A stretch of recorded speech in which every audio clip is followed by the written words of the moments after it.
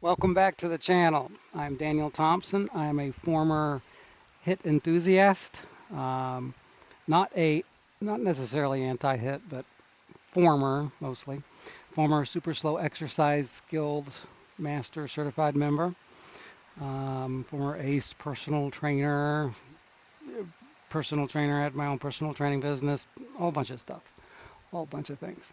Um, this series of videos is intended for HIIT enthusiasts, some fitness enthusiasts, but mostly to people in the HIIT community for um, to hear an experience of someone who maybe had a different experience of their own, and just to share those experiences.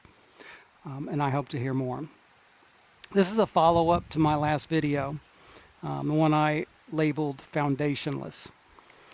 And the reason I wanted to follow up with that is that word kind of, first of all, it's a fake word, but it's kind of meaningless in general, except for, I think you understand. Um, at the end of all of the turmoil, I guess, let's see if we can get this. Yeah, that's good enough. At the end of all the turmoil, it was not turmoil, it was just confusion. At the end of that, um, I was adrift. I think it was kind of obvious. I was greatly adrift and didn't really know what direction to take, especially fitness wise. Fix my white balance. Hopefully that fixes it. The easiest way to describe that sensation is like I did before, you just like the rugs pulled out from under you. And you have to kind of, it became very difficult to reconcile my knowledge, what I knew, with which do you guys like better? Glasses, no glasses? I know my eyes can be annoying. Sorry about that. Um, it was difficult to reconcile my experience with those specific things with what I had learned, what I knew about training, about exercise, about physiology, about physics. Um, no matter how much I tossed that around, I kept coming back to, this happened. Um, it made it difficult for me as a HIIT trainer, HIIT enthusiast, to maintain a level of enthusiasm, motivation, dedication, um, and focus. It with my clients, my training remained fairly consistent, fairly much the same because that was all I really knew. I had not experimented other than what I told you. So the training remained fairly consistent. Um, I started trying some things on myself before I tried them on anybody else. And I'll talk about that in the future, one about personal training. One of the ones, or one of the I don't want to say conclusions, one of the practices I started trying on myself was to be open to anything. When I say foundationless, what I mean is I had to let go. I had to give up the idea, the concept that I was right about anything, that I really truly knew anything. Um, I had to understand and embrace the concept that mathematically it is more likely I'm wrong about everything, not just exercise, but everything on the planet. The odds are mathematically that we're pretty much mostly wrong. I don't know about what, that's the point, especially with exercise. With exercise, I don't know where I'm wrong. And when you have a firm conviction before and then that's removed or disappears, it's difficult. There's a really baby lizard. Um, when it disappears, it's easy to. When I say adrift, you want to tack on to anything, and I didn't say, oh, I accept this, I accept this, I accept this. I said, I'm willing to try this. I became open to being willing to try pretty much any exercise that was short of dangerous. And in that vein, before when I started trying some of the CrossFit workouts of the day, and they were entertaining, produced some exercise effect, but my experience with HIIT, with exercise prescription, with dictates design. The exercise should match muscular function, not sports performance. Made that difficult. Made that not just difficult, but borderline impossible. And I still maintain that. No doubt the CrossFit people get some good results. No doubt. Uh, no doubt the Orange Theory people get good results.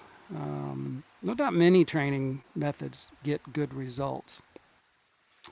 Um, I will maintain, experience-wise, most of the results that people get come from what they're doing outside of the gym, not in the gym. The results in the gym pretty much are going to be very similar, maybe a little more in some instances based upon your enthusiasm, your motivation, your willingness to participate, to perform, to produce effort. Um, Even if you don't believe in it, the fact that you show up is half the battle. And I know people have heard that. Show up. Most of America is not showing up. And that effect is changing over not just to the Western world, but to the entire world. Don't know what to do about that. That's a completely different discussion out of this realm, out of this scope of this channel. It would be on thoughts though. So my experience with, I don't have any experience with Orange Theory.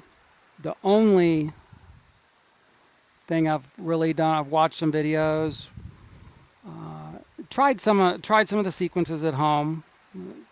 Okay. Um, but what I have talked to is people I've talked with people who have participated in both. And both of them are enthused, greatly enthused. Sound almost like the HIIT stuff. I get that. I really do get that. Again, it's a program. For most people, they're going to come do that for a while, maybe even a couple of years, but it's not maintainable. It's good. It's effective. All of them are effective. Not sustainable. Um, for a variety of reasons, but they're effective. My recommendation, if you want to try these things, investigate them well. Really, really research, look at the reviews on anything, and go in with an understanding of what's going on. I don't recommend any of them, and I don't recommend HIIT. I recommend that you try, see if it works for you. Drew will say, I don't know what it will say, but I imagine he would say, you know, just because it works doesn't mean it's the right thing. Yeah, I agree. I completely agree. Um, but at this point, I'm just glad that somebody is willing to do anything. I mean, around everywhere. Just the state of health in America is getting bad in many ways. In many ways. Um, it was really difficult to. I, you, some of you will know this. Will remember the saying, "Man's got to know his limitations." If you don't know what movie that quote is from, ask your grandparents. It's half of the hitters will know exactly which movie it is and remember that scene very well. Um, Being aware of your limitations in human performance is a very, very necessary tool. And by human performance, I don't just mean sports, I mean any activity. If you are a if you're a construction worker, you need to know your limitations about cold, about heat, about your clothes, about your endurance. If you just as your limitations about your job, and you adjust and adapt what you do based upon those limitations.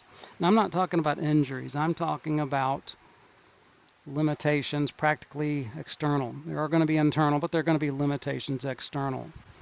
And hit, I've discussed in the last couple of videos about the limitations that happen and why I don't think you can truly get a full effectiveness without very, very good instruction.